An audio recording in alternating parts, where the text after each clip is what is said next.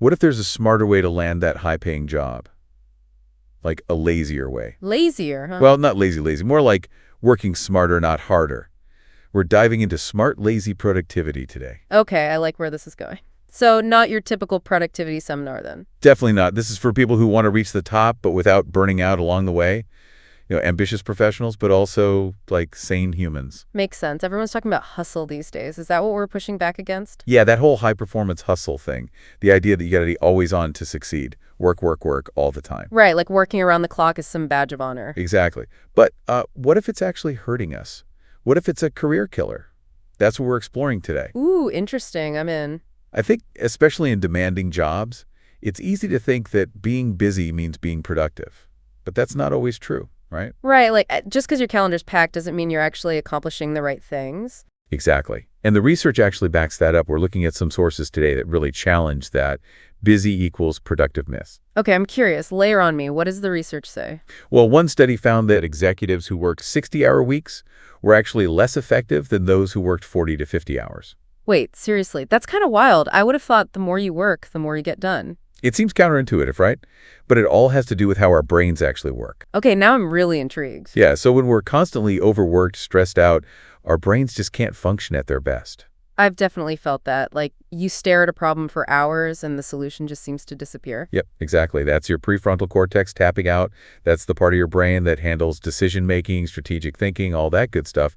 When you're overloaded, it's like your brain saying, nope, I'm done. So it's not just about feeling tired or burnt out. It's actually impacting our ability to think clearly.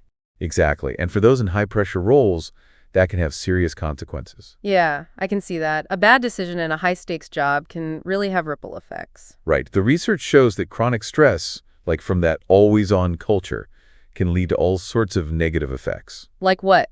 Give me the rundown. Well, impaired judgment, for one, impulsivity, even an increased risk of ethical lapses. Wow, that's pretty sobering. So taking care of ourselves isn't just about feeling good. It's actually crucial for performing well at work. 100%, especially in these demanding, high-paying jobs. We need to be at our best mentally and physically. So what's the solution? How do we avoid that chronic stress trap? Well, one key is incorporating strategic downtime into our schedules. Downtime, like actually taking breaks? Yep. And I'll admit, I struggle with this one. I always feel guilty if I'm not working, like I'm falling behind. Oh, I totally get that. It's like we're conditioned to think that any time not spent working is time wasted. Right. But the research is clear. Strategic downtime isn't a luxury. It's absolutely essential for high performance. Okay, I'm on board, but I need convincing. What's so great about downtime? What are the benefits, especially for us high achievers? Well, for one, it gives your brain a chance to actually process and consolidate all that information you're taking in. Like hitting the save button on all those new learnings. Exactly. Think of it like sleep. When you sleep, your brain is busy organizing memories, making connections. Downtime does something similar. It gives your brain a chance to catch up and make sense of everything. That makes sense. So it's not just about resting our bodies, it's about giving our brains a break too. Exactly. And there's more. Downtime is also key for creativity and innovation. Really? Explain that one to me. Sure. When we're constantly go, go, go, our brains are stuck in this narrow, focused state. But when we relax, daydream, do things we enjoy, our brains shift into a more diffuse mode. Diffuse mode. Yeah, it's like we're letting our subconscious mind take over. And that's when those haha moments, those creative breakthroughs happen. Interesting. I definitely get my best ideas when I'm not actively working on a problem, like when I'm out for a walk or just zoning out to music. Exactly. It's like you're giving your brain space to breathe, to make those unexpected connections. So are you saying we should just be spacing out all day? Not exactly. The research suggests building strategic downtime into your workday. Okay, so how do we do that? Instead of powering through 8 hours straight, schedule short breaks throughout the day. Even 5 minutes can make a difference. 5 minutes? That seems too easy. It is. Take a walk outside, do some meditation, just step away from your desk and breathe. It'll do wonders for your focus and your well-being. Okay, I can get behind that. Small breaks, big impact. I like it. Right. It all comes back to that idea we talked about earlier. Busyness doesn't equal productivity. Totally. And speaking of busyness, there's this thing called Parkinson's Law that we need to talk about. Parkinson's Law. I've heard of it, but refresh my memory. It's the idea that work expands to fill the time available for its completion. Oh, right. The more time we give ourselves, the more we find to fill it. Exactly. And that can be a real trap, especially in high-paying jobs. How so? Think about it. If you're constantly available, always responding to emails, blurring the lines between work and life. Your schedule just gets crammed full of stuff. Yep. And not always the important stuff either. You end up doing busy work, not the work that actually matters. It's like we're creating our own hamster wheels. We just keep running and running, but not really getting anywhere. Exactly. And all that busyness can actually hurt our decision making, our overall effectiveness. We get so bombarded with information and demands that it's tough to prioritize. So what's the antidote to this Parkinson's law trap? How do we escape the hamster wheel? It's all about boundaries, setting clear boundaries, and having a system for prioritizing what truly matters. It's about being intentional, right, with your time and energy, not just letting things happen, but choosing what to focus on. That makes sense. But in a high-pressure job, how do you even begin to prioritize? Everything feels urgent. There's always something that needs to be done, like right now. Oh, I hear you. It's a constant fire hose of demands. But the sources we're looking at, they offer some pretty practical advice for this. Have you ever heard of the Eisenhower matrix? Yeah, vaguely. Isn't that about urgent versus important? Exactly, but they suggest a little twist on it specifically for your career. Okay, tell me more. What's the career twist? So instead of just thinking, is this urgent? Is this important? You're also thinking, how does this impact my long-term career goals? I see. So not just putting out fires, but actually making progress towards where you want to be. Exactly. You got to ask yourself, will doing this help me develop a valuable skill? Will it make me more visible in the company? Will it actually move my career forward? So it's about being strategic with your time, even when everything feels urgent. Yes. And there's this interesting strategy they talk about called strategic procrastination. Wait, procrastination? Isn't that like the opposite of what we should be doing? It sounds bad, I know, but it's not about being lazy. It's about choosing to delay tasks that aren't really that important, even if they feel urgent. So you're basically saying not now to the busy work, ignoring those emails that can wait, skipping meetings that could have been an email. Exactly. It's about making space for the things that really matter. The networking, the skill building, the projects that will actually get you noticed. That's pretty powerful. I can definitely see how getting bogged down in the little things can distract you from the big picture. It happens to all of us, but this idea of lazy loading your career, it's about recognizing that you don't have to do everything at once. Lazy loading, is that like a tech term or something? Yeah, it comes from software development. It's about delaying the loading of things until you actually need them. Makes everything run smoother. Okay, so how does that apply to a career? Well, think about it. Instead of trying to learn every skill, build every connection, take on every project right now, you can be more intentional about the timing. So maybe you wait to network until you have a specific skill set to offer.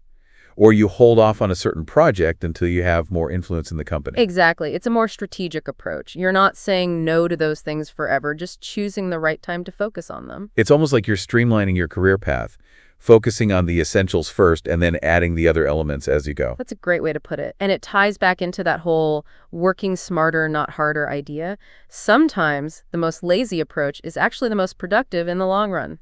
This is making me rethink my whole approach. I tend to just jump into everything at once, and then I feel overwhelmed and scattered. I think a lot of us do that, especially in these fast-paced, high-pressure jobs. But there are ways to create a more efficient workflow, like batching. Batching, I've heard of that, but I'm not sure I really get it. It's simple, really. It's about grouping similar tasks together and doing them all at once. So instead of checking email every 5 minutes, I'd set aside specific times to process my whole inbox. Exactly. And you can do that with all sorts of tasks. Schedule all your meetings on one afternoon, do all your administrative stuff in one block, and then have dedicated time for focused work on your big projects. So it's about creating a rhythm to your day instead of just reacting to whatever comes up. Yep. And the research shows that focused work not only makes you more productive, it also reduces stress and mental fatigue. When you're constantly switching between tasks, your brain gets tired. That makes sense. It takes energy to refocus every time you switch gears. Right. But when you're working in batches, you can actually get into a flow state. Ever had that feeling where you're so absorbed in your work that time just flies by? Oh yeah, definitely. It's like you're in the zone. Everything just clicks. Exactly. And that's when you're at your most creative and productive. Batching can help you get into that flow state more often. I like the sound of that. More flow, less stress. Sign me up. Right. But let's be real, there are always going to be distractions, especially in a high-paying job. You constantly get bombarded with information, requests, demands. It's true. It's like everyone wants a piece of you. How do you even manage that? That's where the art of saying no comes in. And the sources have some great advice on this. Saying no is definitely a skill I need to work on. I always feel bad saying no, like I'm letting people down. I get it, but the sources make a really good point. Saying no isn't about being selfish or uncooperative. It's about protecting your time and energy so you can be more effective in the long run. So it's not about saying no to everything. It's about being strategic about what you say yes to. Exactly. And they actually give some helpful frameworks for saying no, like the strategic priority no, the delegate up no, the defer and reevaluate no. It's all about having a plan for how you say no. Okay, I'm curious. Can you give me an example of each one? Like, what would those no's actually sound like? Sure. So the strategic priority no might be something like, thanks for thinking of me, but I'm really focused on insert your big priority here right now. I need to make sure that's successful, so I can't take this on right now. So you're basically saying, I'm busy with something more important, but in a nice way, of course. Exactly. And then the delegate up, no, that's good for when someone asks you to do something that's not really your job. You might say, that's interesting, but it's not really my area of expertise. Maybe suggest someone else would be a better fit for this. So you're redirecting them, not just shutting them down. Right. And then the defer and reevaluate. No, that's for when you need more time to think about it. You could say, I appreciate you bringing this to me. Can we circle back in a week or two? I need to see what my priorities look like then. That gives you some breathing room to make a decision later. Exactly. And the key is to find what works for you and to practice saying no in different situations. The more you do it, the easier it gets. That's good advice. I think a lot of us, myself included, need to get more comfortable with saying no. It's a muscle you have to build, but it's so worth it because the sources really emphasize this. Mastering the art of saying no is crucial for sustainable success, especially in these high-paying roles. It's about protecting your most valuable resources, your time and your energy. Exactly. And when you're able to say no to the things that don't matter, you can say yes to the things that do, the things that will actually move your career forward. It's not about being a no person. It's about being a yes person to the right things. Perfectly said. And speaking of saying yes to the right things, there's another strategy that the sources highlight that I think is pure genius: automation and outsourcing. Oh yeah, I've always been curious about that. But it can feel overwhelming. Like, where do you even start? What do you automate? What do you outsource? That's a great question, and the sources give a really helpful framework. They say, start by identifying the tasks that are both time-consuming and repetitive, and that don't really require your unique skills or expertise. So like data entry, scheduling meetings, managing your inbox, all that stuff. Exactly, the stuff that's kind of mindless but still takes up a ton of time. And the good news is there are tons of tools and services that can do that stuff for you. It's like having a virtual team working behind the scenes to free you up. I love that analogy. The sources actually call it building your high-income leverage machine. High-income leverage machine. That sounds intense. It sounds fancy, I know.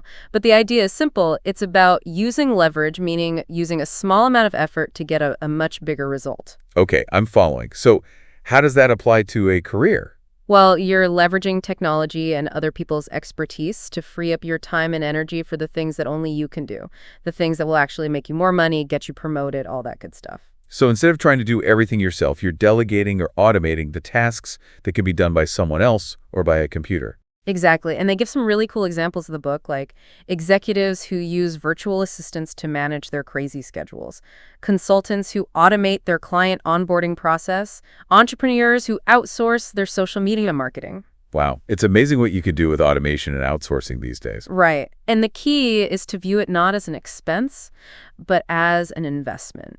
You're investing in your time, your energy, your ability to focus on the things that will actually make a difference in your career. I think a lot of people are hesitant to embrace automation and outsourcing. Like they feel like they're losing control or that they're not doing their job if they're not doing everything themselves. I totally get that. It's a mindset shift. But the sources really challenge that. They argue that automation and outsourcing can actually be incredibly empowering. It's about recognizing that your time and energy are precious. And that sometimes the best way to be productive is to let go of the things that someone else can do better or that a computer can do faster. That's a great way to put it. It's about freeing yourself up to focus on what you do best, what you're truly passionate about, the things that will actually move the needle in your career. This has been so eye-opening. But even with all these strategies, let's be real, there are going to be setbacks. Oh, absolutely. Things don't always go as planned. Deals fall through, projects fail, you get criticism, you get rejected. It's part of the game, especially in these high-stakes jobs. It's true, and I think that's where resilience comes in, being able to bounce back from those setbacks and keep going. Resilience is key, and the sources actually recommend developing what they call a high-pressure recentering routine, specifically for dealing with those tough moments. High-pressure recentering routine. Tell me more. What does that involve? It's basically having a toolkit of strategies that you can can use when you're feeling stressed, overwhelmed, or just plain defeated. It's like your mental and emotional first aid kit. I love that. So what kinds of things go in this first aid kit? Well, it's different for everyone, but it might include things like mindfulness techniques for calming your mind, journaling prompts for processing your thoughts and emotions, maybe a list of affirmations or inspiring quotes that you can read when you need a boost. So it's about having those go-to practices that help you reset and recharge. Exactly. And don't forget the power of your support system, those friends, family members, mentors, colleagues who you can lean on when things get tough. Having that network of people who believe in you, who can offer encouragement and perspective, is so important. It really is. It's easy to feel isolated in these high-pressure jobs, but you don't have to go through it alone. So we've talked about a lot of tactical stuff, like how to hack your brain for peak performance, how to strategically procrastinate, all that good stuff. Yeah, we've covered a lot of ground. But now I think it's time to zoom out a bit, look at the bigger picture. Right, putting it all together. Exactly. How do we create a system for high performance and well-being, especially in those demanding, high-paying roles? That's the million-dollar question. Well, the sources we're looking at, they call it building your high-performance, low-stress career system. Okay, I like that. Sounds kind of like a superpower. Right. And the key is there's no one-size-fits-all approach. What works for one person might not work for another. Totally. We're all different. Different strengths, different work styles, different goals. It's like those custom-tailored suits. You need the right fit. Exactly. And that's why self-awareness is so important. You have to understand yourself first. So step one is really taking a good look in the mirror. It is. Figure out what makes you tick, your energy levels, your peak performance times, your stress triggers, all of that. Know thyself, right? Right. Once you have that self-awareness, then you can start designing a system that actually supports you, that helps you reach your goals without burning out. Okay, so how do we do that? What are the pieces of this personalized system? Where do we even begin? Well, think of it like creating a blueprint for your ideal career. It might include things like a weekly schedule that's aligned with your natural energy flows. So like if you're a night owl, don't schedule your most important meetings first thing in the morning. Exactly. Or maybe you'll build in time for those strategic breaks we talked about, those little pockets of downtime to let your brain recharge. And what about automation and outsourcing? How do those fit into the system? Those are huge. Think about the tasks that are sucking up your time but that don't require your unique skills. Can you automate them? Can you outsource them? So you can free up your time and energy for the things that only you can do. Right, the things that actually move the needle on your career. And we can't forget about boundaries. Having those clear, no boundaries in place to protect your time and focus. Absolutely.